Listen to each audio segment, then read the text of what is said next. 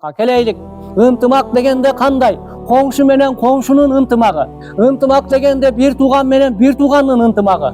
Ынтымак дегенде имам менен имамдын ынтымагы. Ынтымак дегенде кой баккан менен кой баккандын ынтымагы. Ынтымак дегенде камазист менен камазисттин ынтымагы. Ынтымак дегенде даватчы менен имамдын ынтымагы. Ынтымак дегенде Аллах жолунда жүргөндөр менен жөнөкөй мусулмандардын ынтымагы. Ынтымак дегенде таксист менен таксисттин ынтымагы. Ынтымак дегенде магазинчи менен магазинчинин ынтымагы. Ынтымак дегенде бардык соода кылганда кээ бир инсандар соода кылып туруп менен асын деп башкасына мага болсун деген неме менен ушундай жек көрүп калышы мүмкүн. Ушундай туура эмес иштерди жасап калышы мүмкүн. Ошол дагы туура эмес. Ырыскыны ким берет? Ырыскыны Аллах Таала берет. Андыктан ар бирибизге Аллах Таала ырыскы берет. Ырыскы берүүчү Аллах Таала Раззак. Андыктан жек көрүүнү таштайлык. Ушундай жамааттардын арасында, топтордун арасында ынтымакка келелик туугандар. Ынтымак бар жерде ырыс бар деп биздин элибизде айтылган. Ынтымак бар жерде береке бар. Ынтымак бар жерде Аллахтын рахматы бар. Мына ушундай кылып ынтымакта жашайлык, аз гана жашоодо туугандар. Энди Тилдин кесепеттери жөнүндө Аллах Таала сиз биздерге тил берген. Ошо тилибиз менен сүйлөйбүз. Эми Аллах Таала айтып атат, кандай сүйлөгөн, кандай сөз Аллах Таалага эң бир жакшы дегенде, Аллах Таала Кур'ан-ы Каримде айтып атат, астагфиру билlah.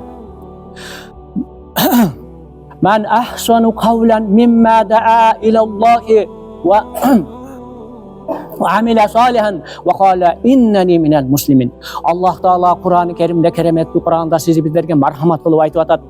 Ушундай сөз, биз сүйлөгөн сөздөрдөн ушундай сөз Аллах Таалага эң сүйкүмдүү экен.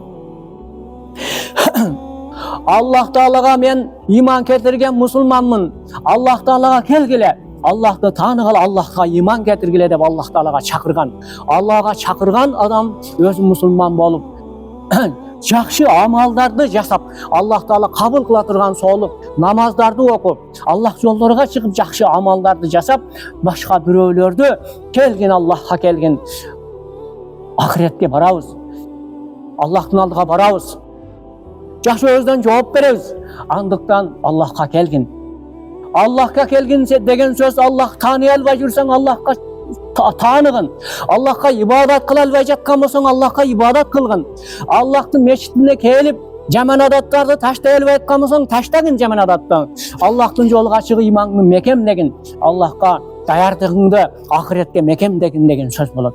Аллах Таала ким Аллахтын тапса ал бардык жакшылыкты табат. Андыктан биз сүйлөгөн сөздөрдөн эң бир жакшы сөз ушул сөз экен. Енді дағы қандай сөзді Аллах Таала жақсы көреді? Аллах Тааланың зикирини. Тилибиз менен Аллахты зикир кылган болсок, мына ушул зикирди Аллах Табарак ва Таала жақсы көрөт.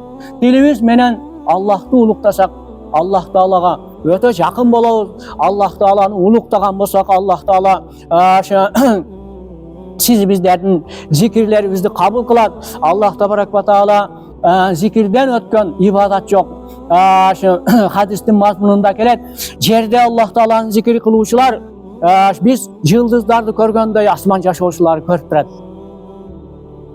Хадистин мазмунунда келет, Аллахты зикир кылгандар тирик сыяктуу, Аллахты зикир кылбагандар өлүк сыяктуу. Аллахты эстегендер тирик сыяктуу, Аллахты эстебегендер өлүк сыяктуу дейт. Эми тилибиз менен жакшы сөздөрдү сүйлөйлүк. Адамдын жашоосу, мусулмандын жашоосу анын жүрөгүдөгү пикири менен сүйлөгөн тилиге жараша болот. Аллах сактасын. Кээ бир инсан айтышы мүмкүн, коом бузулуп кетти деши мүмкүн тили менен.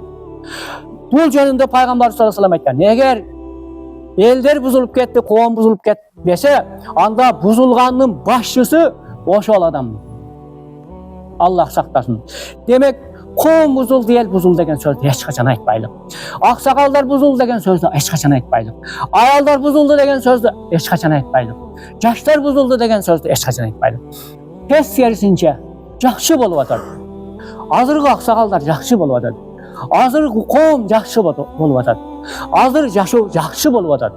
Azır adal menen жашоо болуп атат. Азыр алымдар көбөйүп атат. Азыр жаштар жакшы болуп атат деген сөздөрдү, жакшы болуп атат деген сөздөрдү айтайлык жана өзүбүз дагы ошондой жакшы болушка аракет жасайлык. Күндөн күнгө тилибизди жакшы кылышка аракет кылайлык. Энди тескерисинче бирөө айтса, базар şu айныган, начар деп айтса, Кудай сактасын. Базарды ушундай алдайын деп турат деп айткан болсо, Аллах сактасын. Ошол адам өзү базарга барат. Айткан адам өзү базарга барат. Өзү базарга кирет. Аллах Таала баягы жүрөгүнүн себебиден, айткан сөзүнүн себебиден алдамчыга жолуктуруп коет. Алдамчыга жолуктуруп коет, базарды айланып чыккыча алдамчыларга жолугуп калат. Ал ким экен? Ал өзү ошондой сүйлөгөн, өзү ошондой пикир кылган. Ошондуктан өзүбүздү оңдошко аракет кылайлык. Сөзүбүздү оңдошко аракет кылайлык. Мына ушундай кылсак, иншалла жакшы болот. Бара-бара жакшы болот. Алхамдулилла, Кыргызстанда алымдарыбыз көбөйүп атат. Алымдарыбыздын арасындагы ынтымак көбөйүп атат. Имамдарыбыз көбөйүп атат. Имамдарыбыздын арасындагы ынтымак көбөйүп атат. Жаштарыбыз имандуу болуп атат. Жаштарыбыз илим, билимдүү болуп атат. Мектеп жакшы болуп атат. Ушундай жакшы сөздөрдү сүйлөйлүк. Аялдар жакшы болуп атат. Жаштар жакшы, аксакалдар жакшы болот. Жакшы сөздү сүйлөйлүк тилибиз менен. Энди урматтуу ушундай кылабызбы иншалла? Урматтуу момун мусулман, эми жол эрежеси боюнча